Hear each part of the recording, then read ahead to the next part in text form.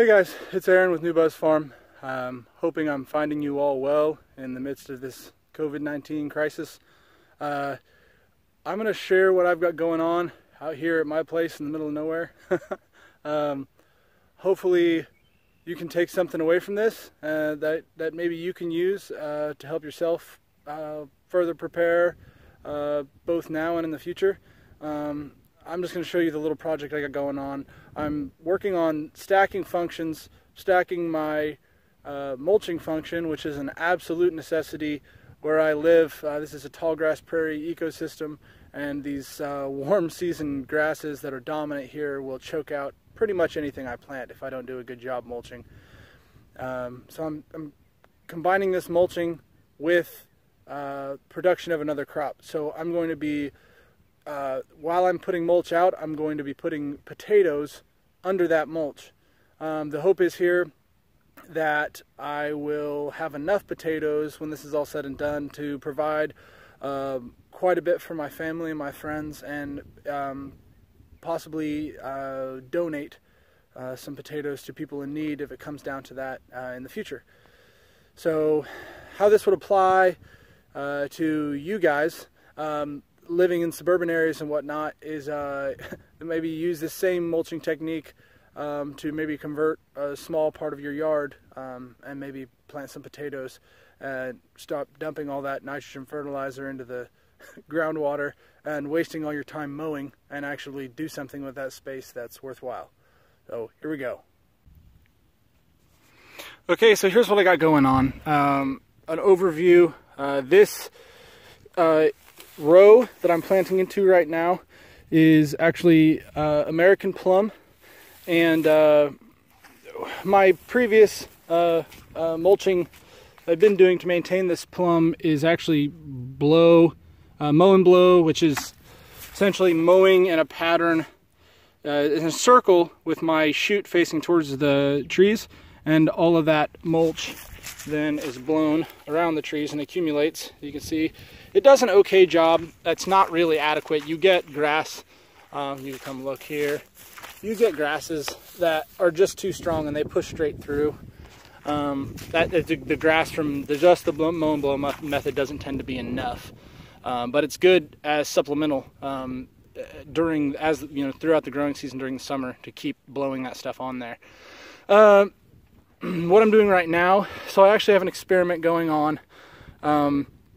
The plums, or the experiment here, like I had said, is to plant potatoes under my mulch. But I'm working with 3 different mulches. So I've got just compost. Now this compost is a city municipal made compost. They actually do a pretty good job here at our municipality with creating compost from tree trimmings and garden wastes and whatnot. So I'm using that. I've got 6 piles of that. It's about 2 shovelfuls, maybe 3 if you're using a smaller spade type shovel, full of compost. And then, so I have that for 6 mounds, and then I have 6 more mounds that are 50% compost, 50% wood chip. They're chipped pallet wood chips. So they're not ideal as far as what I would like to use for this. Mixed hardwood tree trimmings would be great, and if you could get a hold of radial wood chips, which is the smaller variety. It's like the smaller tree trimmings, ideally below an inch that are ground. Those have a lot more nutrient content in them. So ideally I would use those if I could, but I don't have access to them readily. And then these piles that I'm working on now are just the wood chips by themselves. So my guess about what's going to work best here, so I'm probably going to get the best results with the compost wood chip blend, but it'll be an interesting experiment. So now basically the method I'm using here to get these things planted, so I'm taking Dylan's bag. When I go shopping, I always ask for paper bags because for this very reason. I get to reuse them and repurpose them, and I don't end up with a waste stream I end up with something that I can use on my property. So you can see I've got some pretty good grass growing up around this plum, but I'm going to go ahead and throw this down. Now, the potatoes that I used to seed this row aren't the best quality potatoes. Looking in this bag, they're a little shriveled up. They weren't stored cool enough. My intention was actually to eat them, but that didn't happen. They were stored in my basement. They obviously are ready to rock and roll. They're full of eyes, a little bit shriveled up, burned a little more of their energy than I would have liked before they got planted. But here we go. So then I'm going to lay this right in the middle of the bag. This is kind of similar to a video that or a couple videos that I made a while back about no-dig potatoes. The difference is this time I'm using a lot more compost. Then when I made that last video, I'd not used much compost at all. And then I had just piled on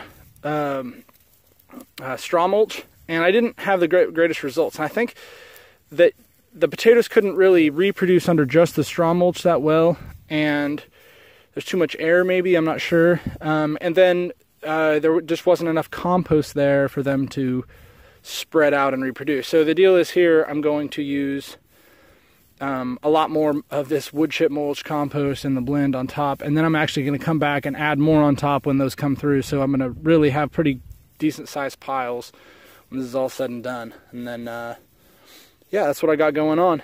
I will make another video and show you the results. So here, real quick, this is literally all I'm doing. Shaking it on, nice and thick. These are 6.5 gallon buckets, and I'm using quite a bit of this wood chip mulch. And by the way, this wood chip mulch is about 6 months old, so it's not like freshly ground. It does have like some mycelium growing in it already, and it's a little moist. Probably not as moist as I would like, but it's supposed to rain tonight, so I probably won't even water these in. Guys, if you've got time off work, I know it's not ideal, especially if you're not getting paid, but try to use this time, build some resilience for yourself, for your family. Try to think of ways that you can contribute and build some hope in this world, because I think we all really need it right now. My best wishes to you. Stay safe out there, and I'll catch up again soon.